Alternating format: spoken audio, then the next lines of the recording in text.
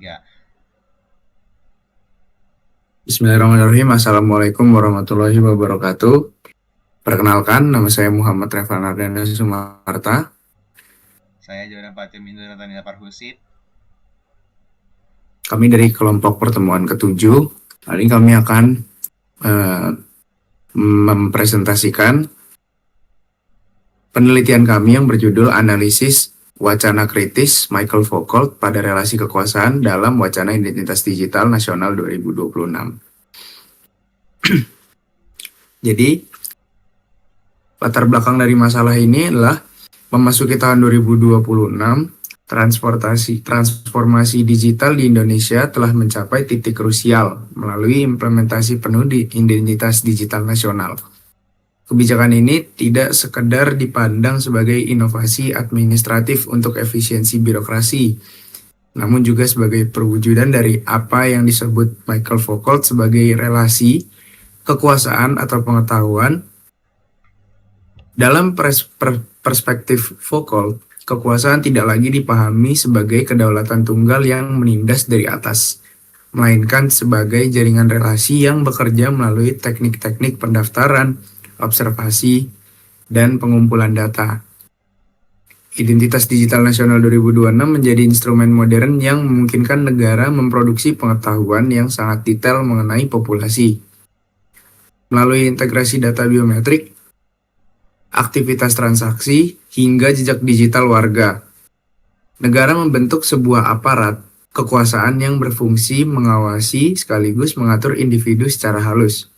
Hal ini sejalan dengan konsep panoptisisme yang dibahas dalam buku Power or Knowledge, di mana pengawasan dilakukan bukan melalui kekerasan fisik, melainkan melalui tatapan yang terus-menerus.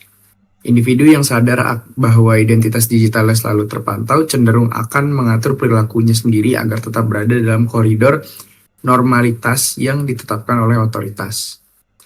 Namun, di balik narasi kemudahan akses layanan publik dan keamanan cyber, terdapat persoalan relasi kekuasaan yang timpang. Wacana identitas digital seringkali dipresentasikan sebagai pengetahuan ilmiah yang netral dan objektif. Padahal, menurut Foucault, setiap produksi pengetahuan selalu membawa efek kekuasaan yang mampu menyingkirkan dalam bentuk-bentuk pengetahuan lain yang tidak sesuai dengan sistem. Dalam konteks ini, warga negara yang tidak mampu atau enggan terintegrasi ke dalam sistem digital berisiko mengalami eksklusi sosial dan dianggap sebagai subjek yang abnormal. Lebih jauh lagi, identitas digital nasional merupakan bentuk nyata dari biopolitik, di mana kekuasaan berfokus pada manajemen kehidupan populasi secara massal. Dengan menguasai data identitas, negara memiliki kemampuan untuk melakukan intervensi terhadap tubuh sosial, mulai dari pengaturan kesehatan hingga kontrol mobilitas, yang semuanya dilakukan melalui mekanisme digital yang sulit ditembus oleh pengawasan balik dari warga negara. Berdasarkan pemikiran Foucault dalam Power Knowledge, penelitian ini penting dilakukan untuk membedah bagaimana wacana identitas digital nasional 2026 mengkonstruksi subjek digital baru dan bagaimana relasi kekuasaan bekerja di balik teknologi tersebut. Penelitian ini akan menggali apakah identitas digital benar-benar menjadi alat pemberdayaan atau justru menjadi mesin pengawasan total yang melanggengkan dominasi negara terhadap ruang privasi dan kedaulatan individu. Mau baca sampai kapan aja? Lanjut. Cuek aja, dia ngotot nih. Ya, lanjut nih. Identifikasi masalah.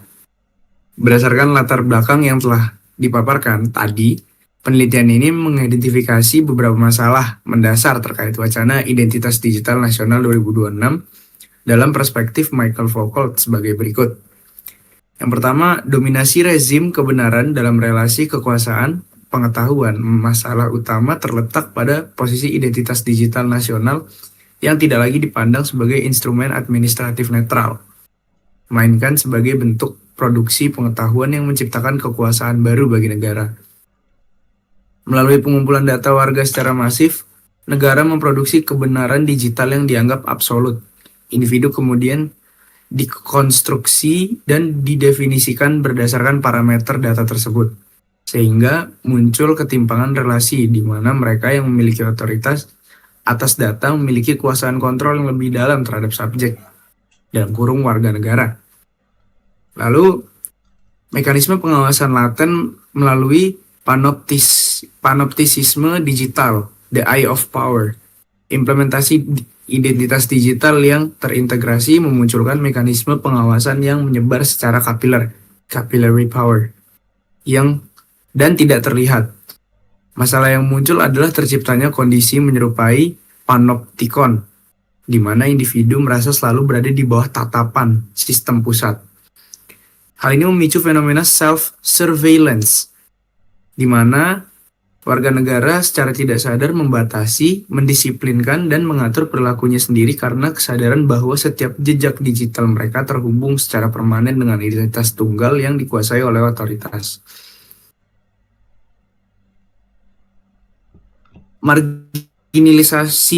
Marginalisasi pengetahuan lokal oleh wacana dominan. Terdapat masalah dalam dominasi narasi tunggal pemerintah yang membingkai identitas digital 2026 melalui diksi keamanan, kemudahan, dan modernitas. Wacana ini cenderung menutupi praktek kekuasaan yang bekerja di baliknya. Akibatnya, suara-suara kritis, kekhawatiran masyarakat akan privasi, maupun bentuk pengetahuan lokal yang meragukan sistem ini seringkali dianggap tidak ilmiah atau tidak relevan. Dalam istilah Foucault, hal ini merupakan bentuk penyingkiran terhadap subjugated knowledge demi menjaga stabilitas wacana domain yang dianggap sebagai kebenaran tunggal.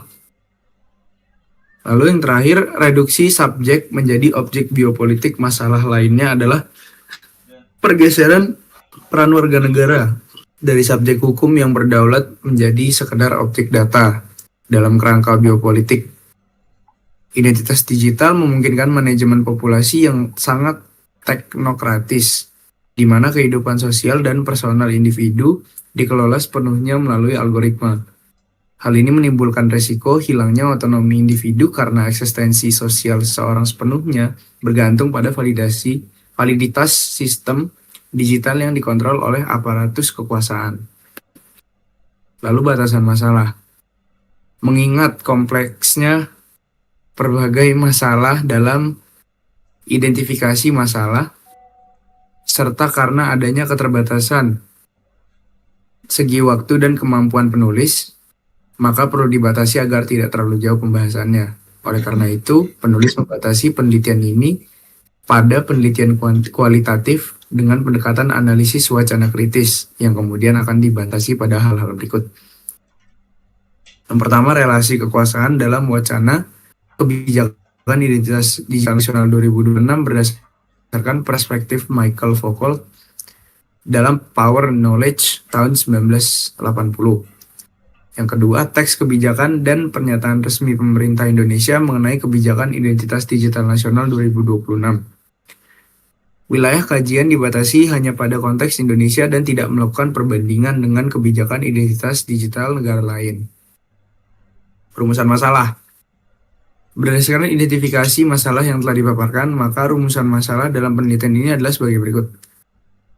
Yang pertama, bagaimana wacana identitas digital nasional 2026 mengkonstruksi relasi kekuasaan pengetahuan dalam mendefinisikan subjek warga negara di Indonesia.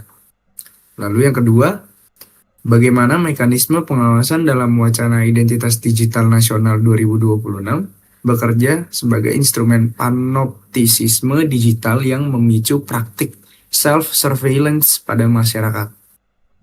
Yang ketiga, bagaimana wacana domain mengenai keamanan dan modernitas dalam kebijakan identitas digital nasional 2026 melakukan marginalisasi terhadap bentuk-bentuk pengetahuan yang terpinggirkan. Lalu ada tujuan penelitian. Selaras dengan rumusan masalah yang telah ditetapkan, penelitian ini memiliki tujuan sebagai berikut. Yang pertama, menganalisis konstruksi relasi kekuasaan pengetahuan.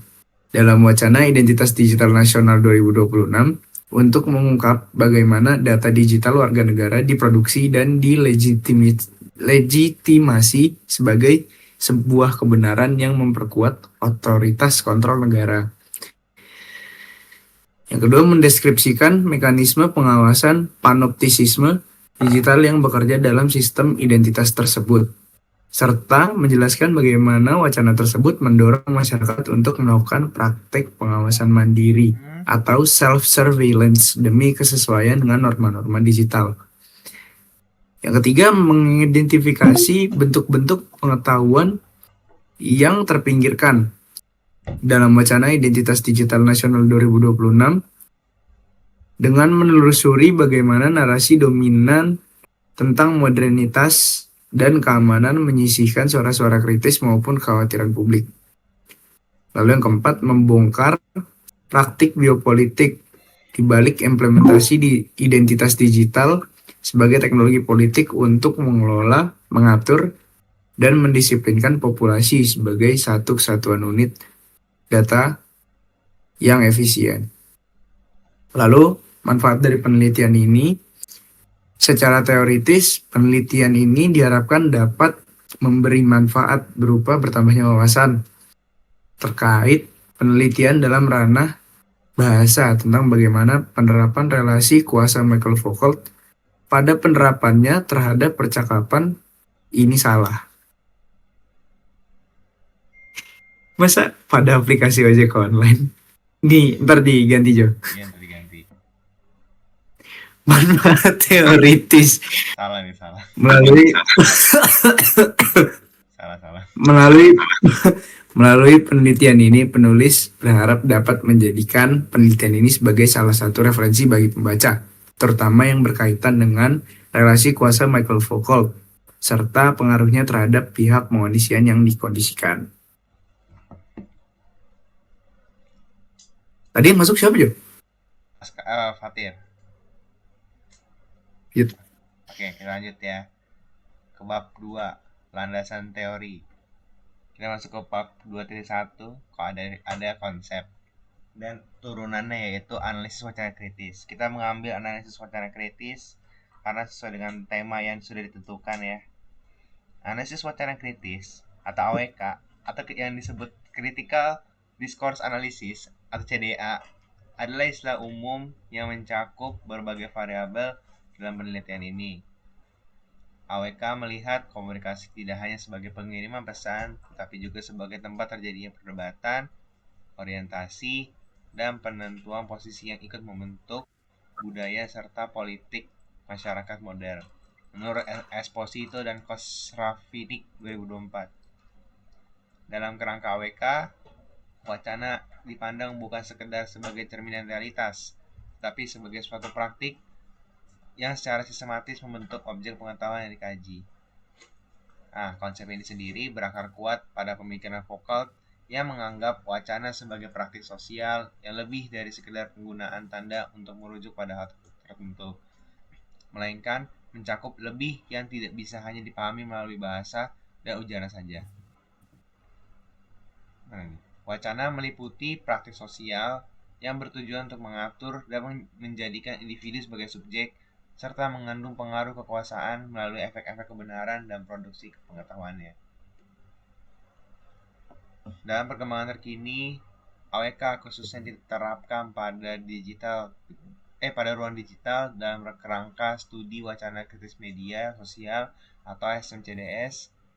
Aswar juga menekankan bahwa berdasarkan kerangka kekuasaan untuk pengetahuan yang dikemukakan oleh Foucault, praktik wacana di dunia digital dapat dipahami sebagai bagian dari rezim kebenaran yang lebih besar, sebuah perangkat diskursif yang memproduksi, mengatur, dan melegitimasi kebenaran dengan dukungan otoritas institusional serta pengulangan yang dilaksanakan oleh media massa. Dari sudut pandang ini, wacana terkait kebijakan digital bukanlah alat yang netral, tetapi juga merupakan intervensi yang produktif yang mengatur cara pandang masyarakat dan membentuk bagaimana kebijakan dipahami. Oke, yang berikutnya, relasi kekuasaan dalam wacana. Ya. Jadi Baca dari layar bawah aja. apa? Lu baca dari yang gue share screen kan ya? Iya, Ya udah. kita lanjut ya. Relasi kekuasaan dalam wacana adalah pusat dari konsep AWK yang berlandaskan pada pemikiran Foucauldian. Menurut Aswar, pengetahuan tidak memiliki sifat netral. Ia selalu dihasilkan dalam konteks kekuasaan yang mengawasi pembuatan, pengesahan, dan penyebarannya. Kekuasaan dan pengetahuan saling membentuk. Kekuasaan berfungsi secara produktif, menciptakan wacana, lembaga, dan subjektivitas yang menentukan apa yang dianggap benar atau keliru. Esmat juga memperluas pemahaman ini dengan menunjukkan bahwa analisis wacana Foucauldian atau FDA dapat diterapkan untuk mengeksplorasi proses subjektivitas dan pembentukan identitas, di mana wacana tidak hanya menunjukkan posisi-posisi subjek yang telah ada, tapi juga membentuk baik subjektivitas maupun relasi kekuasaan.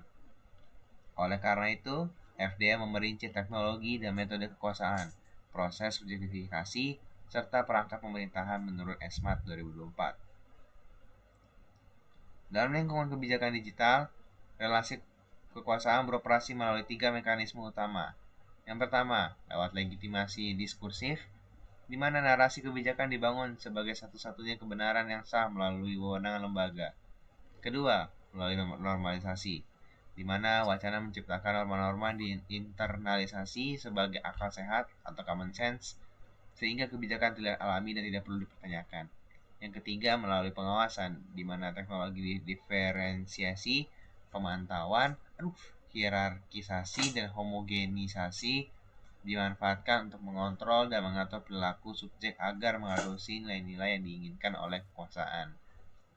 Oke, yang berikutnya ada relasi kekuasaan dalam wacana. Konsep governmentality fokus menjadi jembatan antara teori relasi kekuasaan dan kebijakan identitas digital. Esmat mendefinisikan governmentality sebagai cara mengatur perilaku subjek manusia, yakni the conduct of di mana analisis FDA berupaya mengidentifikasi teknologi, teknik, dan praktik pemerintahan yang digunakan untuk mengontrol dan mengatur ruang kebijakan. Dalam konteks kebijakan digital, governmentality bekerja melalui produksi, diseminasi, dan pengungkapan data tentang kinerja sistem yang menempatkan warga negara di bawah kendali dan pengawasan permanen. Aswar juga memperkuat argumen ini dengan menyatakan bahwa survei dan kebijakan digital beroperasi sebagai disposisi governmentality modern, yaitu mekanisme di mana penalaran statistis, rasionalitas, dan otoritas ilmiah dinormalisasi, menghasilkan subjek-subjek yang patuh yang menginternalisasi kebenaran berbasis data. Kebijakan identitas digital dengan demikian tidak sekedar alat administrasi, melainkan infrastruktur kekuasaan yang mengubah data pribadi menjadi pengetahuan bagi negara untuk memprediksi dan mengendalikan perilaku warga. Lanjut, Pan. Berikut review literaturnya. Iya. Pelan-pelan ini nggak sih ini? Baca aja, Pan. Dibaca aja. Oh, lu mau baca? Apa nih? Gak usah Jo, gak usah Jo. Ya. Biar panjang gitu. Tapi Iya, biar panjang. panjang banget ini Jo. Nggak apa-apa, masih 20 menit. Sekarang berapa menit? Oh ya udah, itu deh. Oke. Kita akan review literatur ya. Yang pertama, peneliti dan tahunnya. Saya mengambil Swab dan Ali Wafa ya tahun 2025, judulnya Transitivity, Modality, and Correlation. A Critical Discourse of Leadership Styles in the East Java 2018, Gubernatorial Election Debates. Ya itu ini apa ya, debat gubernur 2018 ya. Persamaannya apa? Menganalisis relasi kekuasaan menggunakan metode analisis wacana kritis dalam konteks Indonesia. Perbedaannya apa? Menggunakan kerangka SFL Holiday dan model 3 dimensi Fairclough dengan subjek debat Pilgub Jatim 2018. Oke, kedua namanya bisa dibaca sendiri ya. Judulnya Critical Discourse Analysis in the Perception of European Union Media Discourse, Representations of Power, Crisis, and Identity. Persamaannya memfokuskan analisis pada representasi kekuasaan dan identitas dalam wacana media. Tapi perbedaannya sendiri adalah dia menggunakan mode Fairclough dan diskursive historic all approach atau DHA dengan subjek Uni Eropa. Ya, karena sedang dibahas Eropa ya. Yang ketiga, strategies of power in political discourse. Analysis of the communicative situation between equal communicators. Persamaannya, meneliti strategi kekuasaan melalui analisis wacana kritis dalam teks politik. Perbedaannya, ia menggunakan analisis kratologis pada subjek wacana politik Amerika Serikat tahun 2015 sampai 2016. Kratologis. Oke, berikutnya critical discourse, analysis of Chinese diplomatic speeches on China-US relations. Menganalisis bagaimana bahasa digunakan untuk menanamkan kekuasaan dan ideologi pemerintah. Perbedaannya adalah berfokus pada wacana diplomatik Tiongkok AS dengan kerangka kerja 3 dimensi Fairclough. Next one.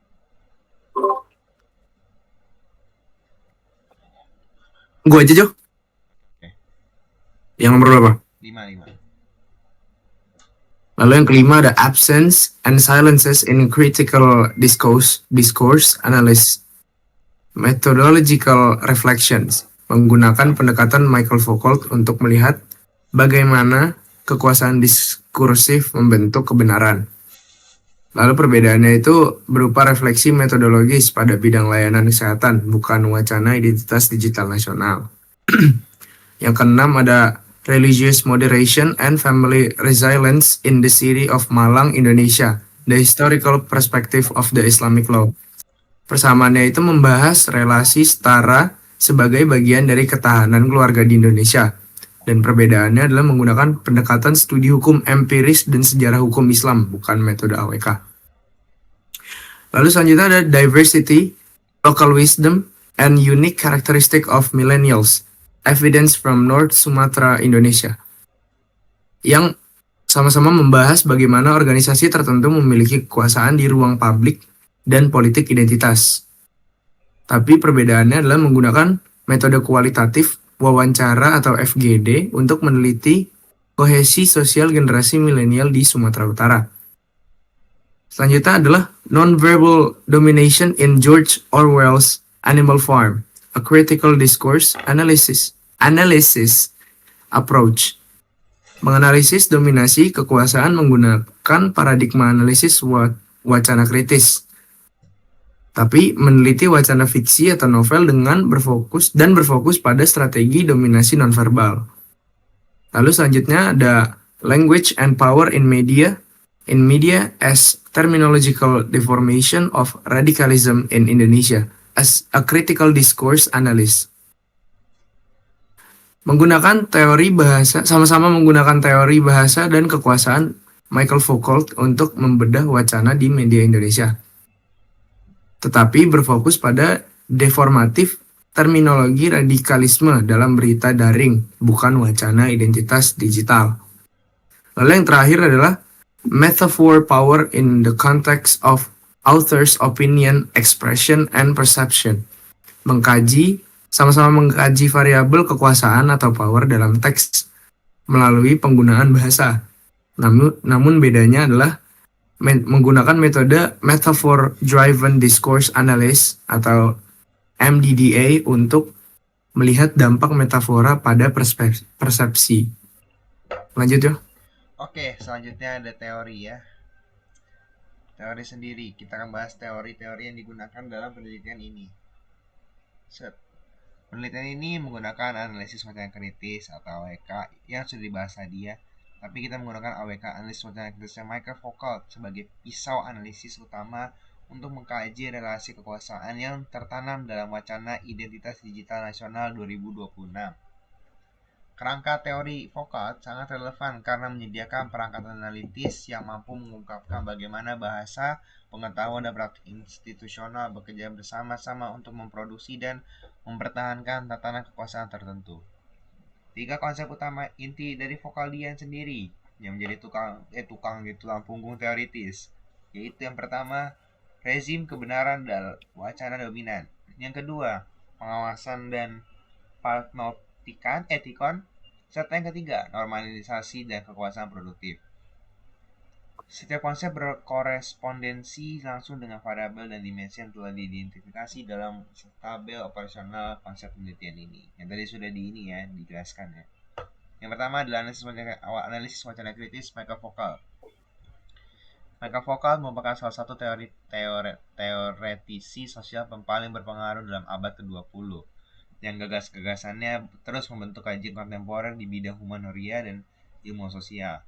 Pendekatan analitik vokal yang dikenal sebagai analisis wacana kritis menyimpang secara fundamental dari pemahaman konvensional tentang bahasa sebagai medium komunikasi yang netral.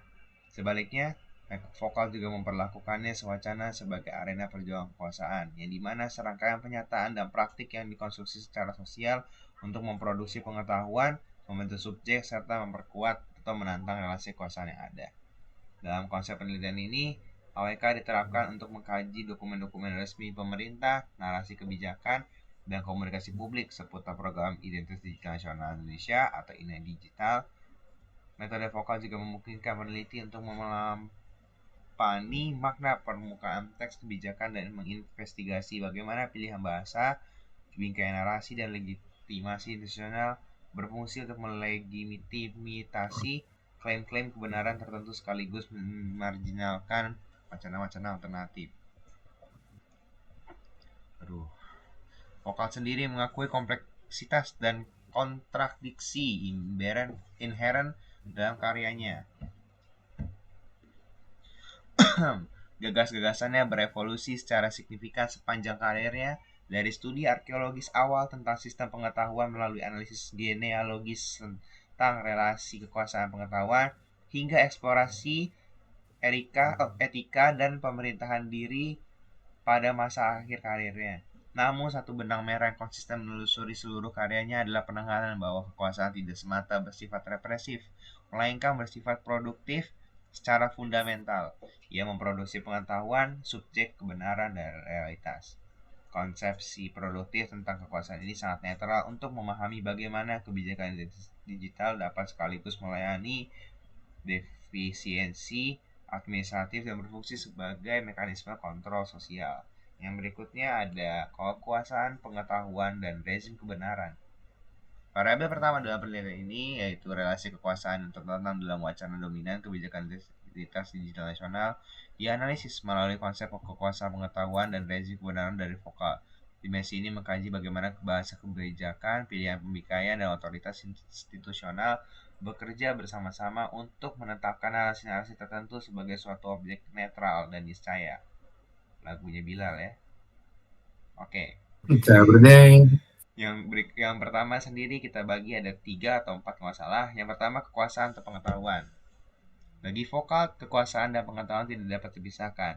Ia menolak pandangan tradisional bahwa pengetahuan dapat eksis dalam hubungan netral dan objektif terhadap realitas. Sebagaimana dikemukakan oleh Ponghorban, mengutip formulasi Fiske, pengetahuan tidak pernah netral atau tidak pernah eksis dalam hubungan empirisis murni terhadap yang nyata. Sebaliknya, pengetahuan selalu diproduksi dalam relasi kekuasaan tertentu dan dalam kondisi-kondisi tertentu bertransformasi menjadi kekuasaan itu sendiri. Oke, konsep kekuasaan atau pengetahuan vokal menggambarkan implikasi timbal balik.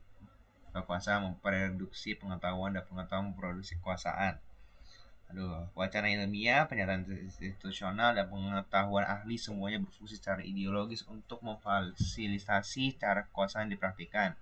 Dalam domain identitas digital nasional, dokumen kebijakan resmi, kertas kerja teknis, dan komunikasi pemerintah merupakan bentuk produksi pengetahuan institusional yang berfungsi untuk melegitimasi proyek negara dalam pengumpulan data biometrik dan registrasi digital.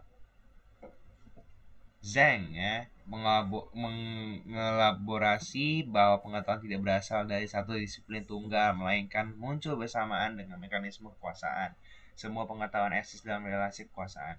Yang terpenting adalah pengetahuan yang diselimuti relasi kekuasaan tertentu tidak dapat memiliki netralitas atau kemurnian. Wawasannya juga langsung dapat diterapkan pada kebijakan identitas digital nasional ketika pemerintah membingkai program INA digital dalam bahasa keniscayaan teknis, efisiensi administratif, atau keamanan nasional. Ia mendayagunakan bentuk pengetahuan institusional yang menyembunyikan dimensi politisnya di balik penampilan objektivitas ilmiah. Berikutnya ada rezim kebenaran. Terkait erat dengan konsep kekuasaan pengetahuan adalah gagasan vokal tentang rezim kebenaran, yaitu perangkat mekanisme diskursif yang melaluinya pernyataan-pernyataan dan klaim-klaim tertentu diakui sebagai benar sementara yang lain dikecualikan atau dibungkam. Sebuah rezim kebenaran bukan sekedar kumpulan proporsi yang akurat.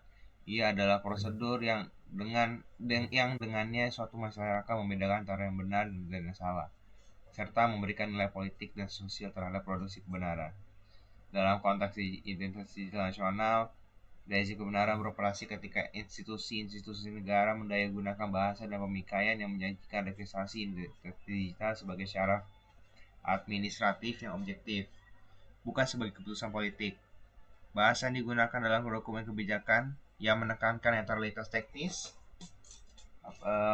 manfaat universal dan keniscayaan prosedural, mengkonstruksi wacana dominan yang menjadikan pengumpulan data biometrik warga sebagai sesuatu yang alami, tak terhindarkan, dan tidak terbantahkan. Keputusan kebijakan pun disajikan sebagai kebutuhan objektif ketimbang pilihan politik yang secara efektif menutup ruang bagi suara-suara yang berseberangan. Lanjut depan.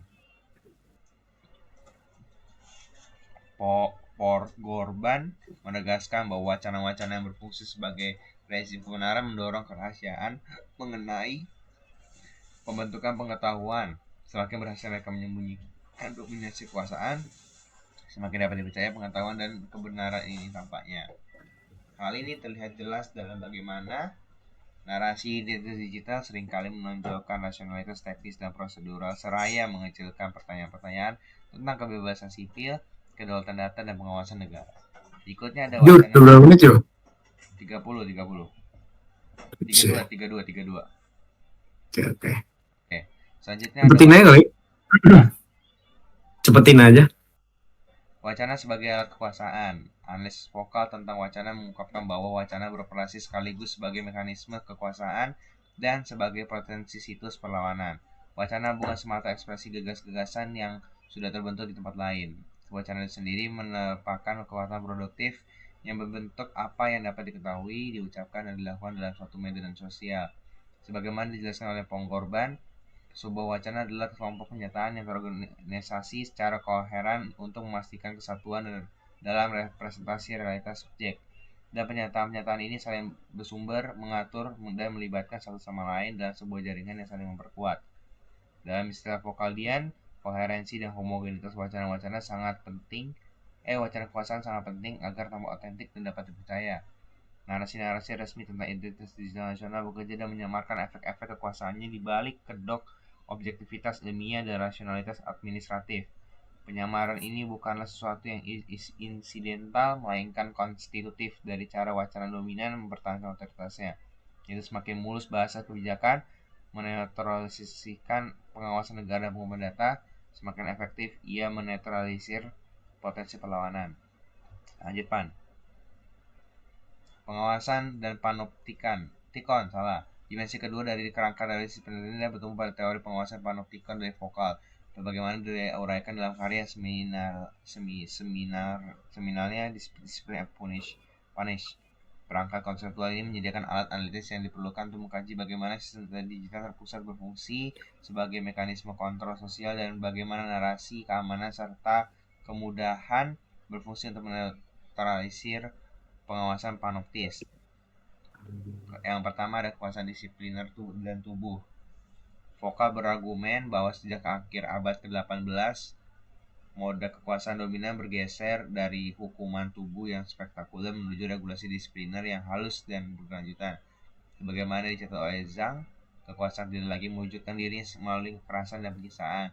Sebaliknya ia merasa kedaulatan vertikal timbal balik antar individu menginfiltrasi sebagai jaringan di dalam masyarakat. Operasi kekuasaan pada tingkat mikro ini bekerja melalui institusi-institusi spesifik, rumah sakit, sekolah, penjara, dan di era kontemporer, infrastruktur digital, untuk mencapai kedisiplinan atas subjek dengan mengatur perilaku, pergerakan, dan identitas mereka. Pergeseran dan koersi terbuka menuju manajemen disipliner sangat penting untuk memahami sistem identitas digital modern. Program identitas digital nasional tidak memerlukan paksaan fisik untuk mencapai kepatuhan. Sebaliknya, ia beroperasi melalui insentif administratif. Ketergantungan akses layanan dan normalisasi pendaftaran biometrik sebagai kewajiban negara. Tubuh warga, sidik jari, pola iris, geometri wajah menjadi situs kekuasaan. Dikonstruksi sebagai data yang dikumpulkan, dikelola, dan diwasi oleh negara. Lanjut, Pan. Atas. Tunggu bentar. Oke. Ini ya. Analisis vokal tentang rancangan penjara panoptikan karya Jeremy Bentham menjadi metafora paling kuat bagi mekanisme kekuasaan disipliner apa lagi tuh, modern. Panoptikon bersifat arsitektural sekaligus fungsional. Rancangannya memastikan bahwa setiap narapidana dapat diawasi kapan saja tanpa mengetahui apakah mereka sedang diawasi. Ketidakpastian pengawasan ini menghasilkan regulasi diri. Subjek menginternalisasi tatapan disipliner dan secara mandiri menentukan perilaku mereka sendiri. Pengorban mencatat bahwa pengawasan panoptis beroperasi melalui sistem registrasi permanen. Mana ya? Menghasilkan apa yang oleh vokal gambarkan sebagai pengawasan hadir, mampu membuat segalanya tampak lama ia sendiri terlibat. Prinsip panoptik melampaui batas-batas tembok penjara. Ia menggambarkan jika institusi manapun yang mempertahankan observasi yang simetris dan berkelanjutan terhadap subjek-subjeknya. Dalam konteks digital, basis data di identitas terpusat, integrasi dan real time dan berbagai informasi lintas platform mereproduksi struktur panoptik dan skala masyarakat. Kekuatan panoptikon tidak semata terletak pada kapasitasnya untuk observasi, melainkan pada produksi apa yang oleh vokal disebut sebagai tubuh-tubuh yang patuh, subjek-subjek yang telah menginternalisasi tatapan disipliner hingga titik di mana koersi eksternal menjadi tidak diperlukan. Diterapkan pada kebijakan digital nasional. Konsep ini menjelaskan bagaimana negara mencapai manajemen populasi efektif, bukan melalui penegakan yang langsung, melainkan melalui normalisasi pendaftaran biometrik dan registrasi digital secara bertahap sebagai prasyarat untuk mengakses layanan publik dan partisipasi ekonomi. Lanjut,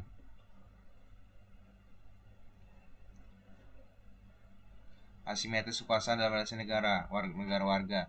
Fitur kritis dari sistem panoptik adalah asimetris dan yang melekat padanya. Pengamat melihat tanpa terlihat, sementara yang diamati sama yang terlihat tanpa akses timbal balik terhadap si pengamat. Vokal mengidentifikasi struktur asimetris sebagai fundamental sebagai pelaksanaan kekuasaan disipliner. Dalam konteks identitas nasional, negara menempati posisi pengamat, pengelola, mengakses dan menganalisis data digital warga. Sementara warga negara individual diposisikan sebagai subjek pengawasan yang menyumbangkan informasi biometrik dan personal mereka ke dalam sistem yang praktis tidak mereka kendalikan.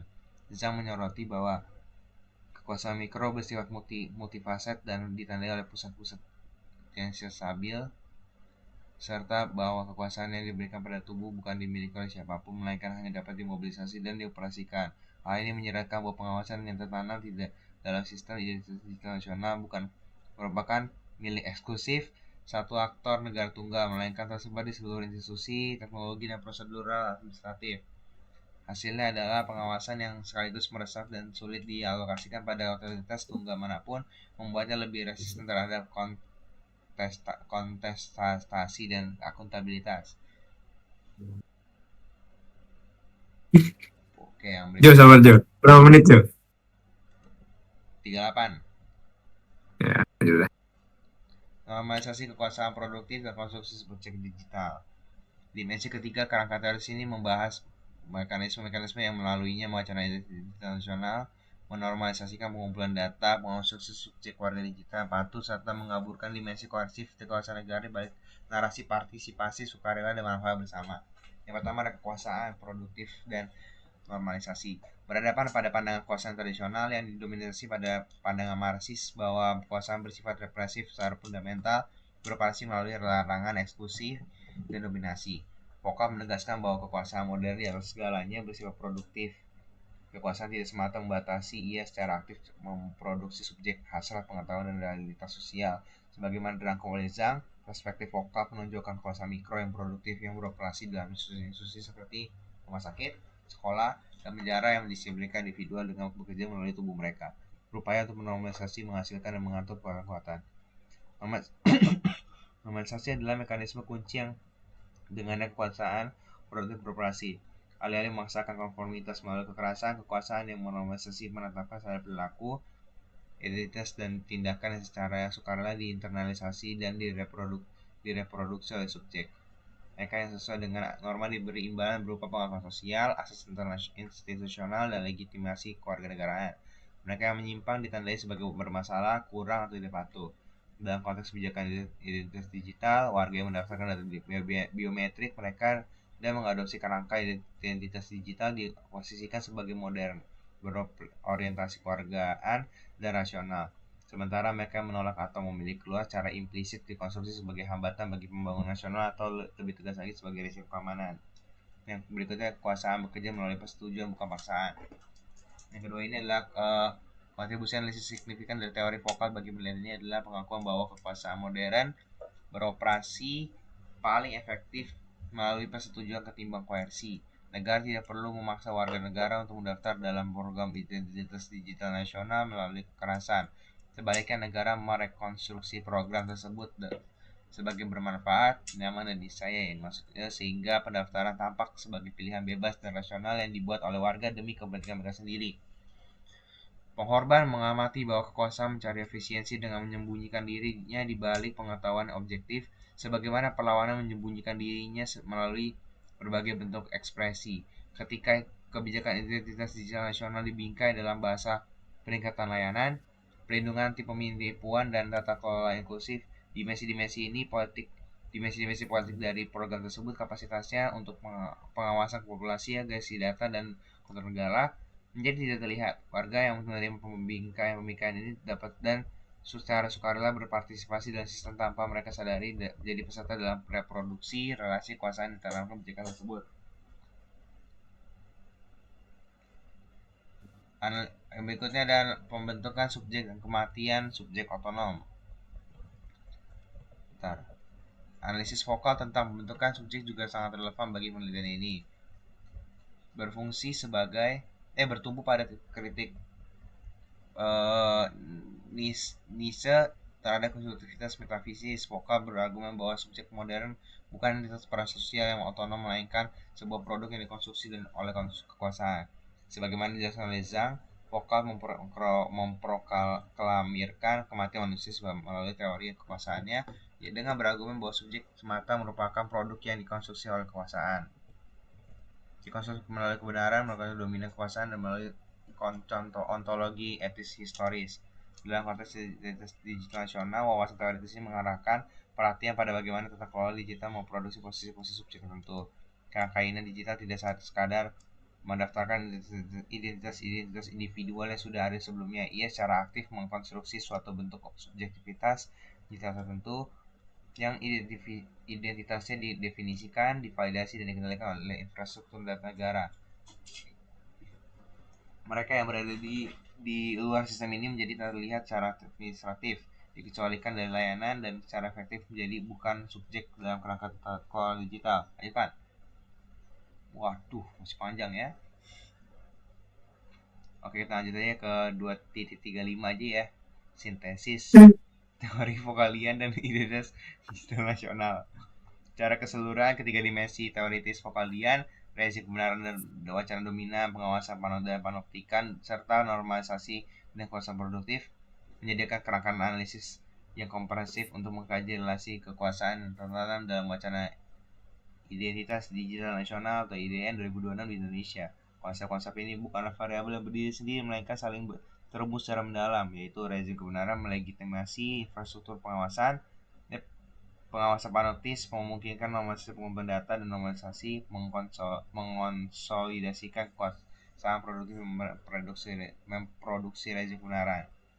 Yang membedakan adalah pendekatan vokalian dari kerangka kritis lainnya adalah perhatian pada operasi-operasi kekuasaan di tingkat mikro, pada pilihan spesifik, pembingkaian narasi, legitimasi institusional, dan prosedur-prosedur administratif yang melaluinya kekuasaannya dijalankan, direproduksi, dan naturalisasikan dalam wacana kebijakan sehari-hari. Lanjut, Pan. Bentar. Zhang, teori kekuasaan vokal menandakan titik balik penting dan sejarah filsafat barat, memberikan pemahaman inovatif tentang kekuasaan dari level makro hingga mikro. Diterapkan pada analisis identitas nasional. Kerangka ini mengungkap bagaimana kekuasaan negara beroperasi bukan melalui tampilan otoritas yang spektakuler, melainkan melalui pengelolaan identitas digital warga negara yang senyap meresap dan ternaturalisasi. Kita lanjutkan ke variabel ya. Variabel pan. Oke, selanjutnya adalah variabel. Dibacain ini aja. Ya, jadi konsep yang kita gunakan adalah relasi kekuasaan dalam wacana kebijakan identitas digital nasional. Nah, variabel sendiri kita pakai relasi kekuasaan dalam wacana. Dimensinya ada wacana dominan. Nah, atau regime of truth. Indikator dan definisi operasionalnya bisa dilihat ya, ada pilihan bahasa dan framing dalam dokumen kebijakan. Bawapan. Yang kedua ada narasi yang diperkuat versus dibungkam, dan yang ketiga kebijakan disajikan sebagai kebutuhan objektif, bukan keputusan politik. Nah, untuk dimensi yang keduanya ada surveillance atau panopticon. Yang pertama iya benar, sistem data terpusat sebagai pengawasan. Yang keduanya ada narasi keamanan dan kemudahan menyamarkan fungsi kontrol, dan yang ketiga posisi asimetris negara versus warga. Dan yang ketiga ada normalisasi dan kontrol, bahasa yang menormalisasikan pengumpulan data. Udah. Berapa menit ya? 46. Lanjut man, baca aja.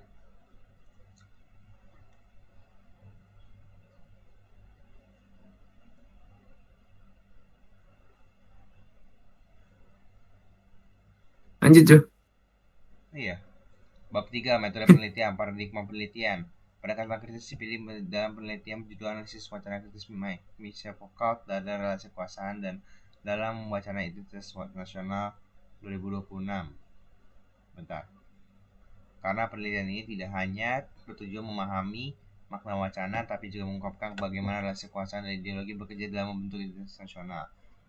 Fokus penelitian tidak terletak pada penafsiran makna semata, melainkan pada upaya membongkar praktik diskursif, kepentingan serta struktur dominasi yang tersembunyi di balik wacana tersebut. Sebentar. Ini baca yang ininya aja, Jo. Yang di bold-boldnya aja, Jo. Adapun alasan penggunaan pendekatan kritis dalam penelitian dapat dijelaskan sebagai berikut. Yang pertama, wacana identitas nasional sebagai konstruksi sosial netral. Yang kedua, penelitian berfokus pada relasi kekuasaan dan wacana. Yang ketiga, teori vokal menekankan hubungan kuasa dan pengetahuan. Yang keempat, wacana bersifat ideologis dan politis. Yang kelima, tujuan penelitian adalah mengungkap dan mengkritisi, bukan sekedar memahami. Oke, lanjut ke pendekatan penelitiannya.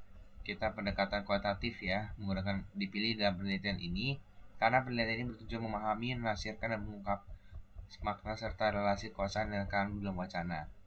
Fokusnya juga tidak terletak pada pengukuran angka atau generalisasi statistik, melainkan pada upaya menggali makna, ideologi, dan praktik diskursif secara mendalam. Dalam konteks ini, pendekatan kualitatif dinilai paling sesuai karena memberikan ruang bagi peneliti untuk menganalisis fenomena sosial secara kontekstual, interpretatif, dan kritis. Oke, selanjutnya ada metode penelitian kita. Intinya metode penelitian kita tuh untuk memperoleh dan dengan tujuan tertentu sehingga menjawab permasalahan penelitian secara sistematis dan dapat dipertanggungjawabkan. Secara umum penelitian kita dibedakan menjadi penelitian kuantitatif dan kualitatif. Cuman kita menggunakan penelitian kualitatif yang bertujuan untuk memahami fenomena sosial secara mendalam melalui interpretasi makna yang terdapat dalam data berupa teks, wacana, maupun perilaku sosial. Oke, lanjut. Oke, untuk teknik penarikan informannya, mungkin teknik penarikan informannya kita tidak memakai sampel yang seperti yang satunya itu, tapi kita lebih ke ngumpulin data atau korpus wacana yang berhubungan dengan tema penelitian. Berdasarkan pendekatan, fokus investigasinya terletak pada analisis teks dan penciptaan wacana, sehingga data utama yang digunakan adalah dokumen dan narasi yang berkontribusi dalam membentuk konstruksi identitas digital nasional. Oke, lanjut. Gua ada. Habis tuh. Gua. Lalu selanjutnya ada keabsahan data. Keabsahan data informasi dalam penelitian kualitatif adalah faktor krusial untuk memastikan bahwa hasil penelitian dapat dipercaya dan memiliki nilai ilmiah. Keabsahan informasi berhubungan dengan sejauh mana penelitian dapat menunjukkan bahwa hasil yang didapat benar-benar mencerminkan fenomena yang sedang diteliti. Dalam penelitian kualitatif, istilah validitas dan reliabilitas sering diganti dengan istilah trustworthiness atau keyakinan terhadap hasil penelitian. Konsep ini mencakup beberapa kriteria penting seperti credibility, transferability, dependability, dan confirmability. Lalu ada strategi penelitian. Di strategi penelitian ini, strategi yang kita terapkan dalam studi ini merupakan strategi kualitatif dengan pendekatan interpretatif kritis. Pendekatan ini digunakan untuk memahami serta menafsirkan diskursus yang muncul dalam konteks identitas digital nasional. Metode analisis yang diterapkan adalah analisis wacana ala Foucauldian yang diperkenalkan oleh Michael Foucault, yang menekankan pada pengungkapan hubungan kekuasaan dan pembentukan kebenaran dalam diskursus. Metode untuk mengumpulkan datanya, dalam penelitian ini kami menggunakan studi dokumentasi, yang merupakan teknik pengumpulan data dengan mengkaji berbagai dokumen tertulis yang berkaitan dengan fenomena yang diteliti. Contohnya kayak undang-undang yang membahas tentang kayak identitas digital ini. Dokumen itu bisa berbentuk yang tadi ya, undang-undang, terus kebijakan pemerintah, laporan resmi, arsip, artikel dari media, maupun materi komunikasi publik yang relevan dengan topik penelitian. Dalam penelitian ini, data yang dikumpulkan berupa berbagai dokumen yang berkaitan dengan wacana identitas digital nasional 2026. Sumber data utama meliputi dokumen kebijakan pemerintah seperti undang-undang yang sudah saya sebutkan tadi, peraturan, serta dokumen resmi yang berkaitan dengan identitas digital. Selain itu, penelitian juga menggunakan sumber data dari konten komunikasi resmi pemerintah, seperti website institusi pemerintah, siaran pers, dan pidato pejabat yang membahas transformasi digital dan identitas digital nasional. Data tersebut digunakan untuk melihat bagaimana negara memproduksi dan membangun wacana mengenai identitas digital dalam ruang publik.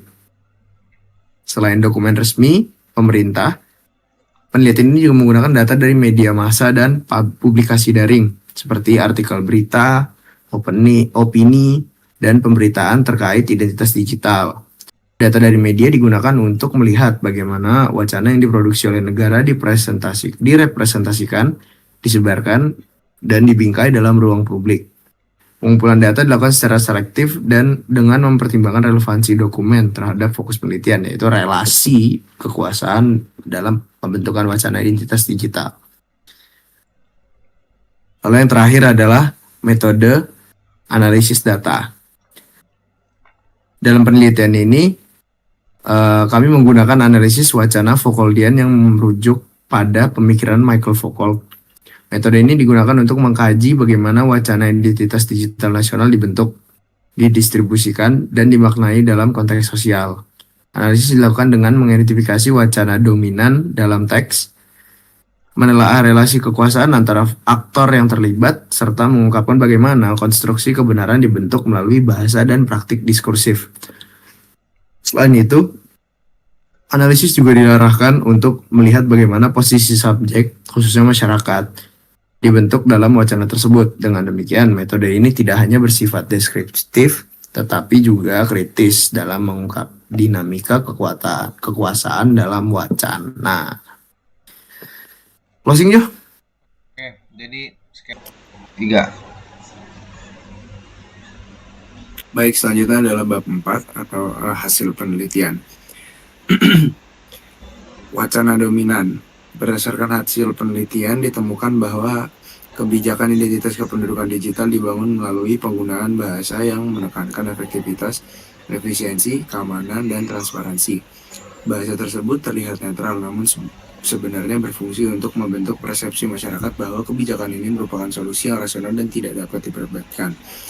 Dalam perspektif Michael Foucault, hal ini disebut sebagai rezim kebenaran, yaitu ketika suatu kebijakan dibingkai sebagai kebenaran yang harus diterima oleh masyarakat. Lalu, ada normalisasi dan kekuasaan produktif. Ditemukan adanya proses normalisasi melalui dorongan kepada masyarakat untuk menggunakan IKD. Pernyataan seperti ajakan untuk bermigrasi ke sistem digital menunjukkan bahwa masyarakat diarahkan untuk menerima teknologi ini sebagai kebutuhan. Kekuasaan dalam hal ini tidak bekerja melalui paksaan tetapi melalui pembentukan kesadaran dan kebiasaan sehingga masyarakat secara sukarela mengikuti sistem yang ada.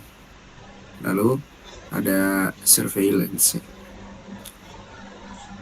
Terdapat aspek pengawasan dalam sistem IKD, terutama melalui integrasi data dan verifikasi secara real-time. Hal ini menunjukkan adanya sistem yang memungkinkan kontrol terhadap data masyarakat. Menurut Michael Foucault, kondisi ini dapat dijelaskan melalui konsep panoptikon, yaitu sistem di mana individu merasa selalu diawasi sehingga mendorong kontrol diri. Boleh dilanjut? Oke, untuk yang bab 5 ada kesimpulan sendiri ya.